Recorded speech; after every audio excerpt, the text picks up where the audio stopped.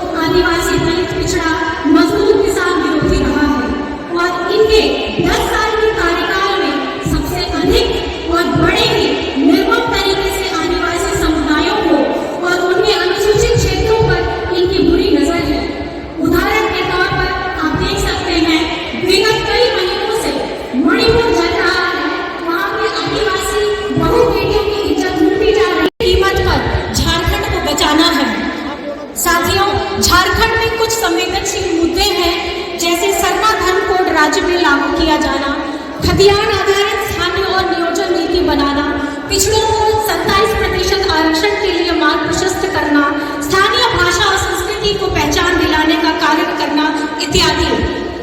मैं इन विषयों पर विस्तृत में नहीं जा रहा हूँ, पर यह कहना चाहूंगा कि ये सभी चीजें तभी लागू होगी जब केंद्र की पूंजीपति और तानाशाह सरकार को केंद्र से बेदखल किया जाए। साथियों, मैं अपना यह संदेश समाप्त करने से पहले कहना चाहता हूँ कि झारखंड वीरों की धरती है। हमेशा से झारखंड के मूलवासी आदिवासियों ने राज्य के हक अधिकार के लिए संघर्ष किया है, अपने संघर्षों का लोहा भी बनवाया है। झारखंड के लोग अपने हक अधिकार की लड़ाई तब तक लड़ते रहेंगे जब तक वो हासिल ना हो जाए। आज उसी संघर्ष का ये नतीजा है कि वर्ष 2000 में गुरुजी के आज हम सांप्रदायिक वाला सरकार है। अपने झारखंड की इस प्रभात तारा मैदान से इतनी जोर से आवाज लगाएंगे कि होटवार जिले में बैठे हेमंत जी को पूरे झारखंड की आवाज सुनाई देनी चाहिए। जोर से हम लोग सब बोलेंगे, जय हिंद, जय हिंद, जय हिंद, जय झारखंड, जय झारखंड।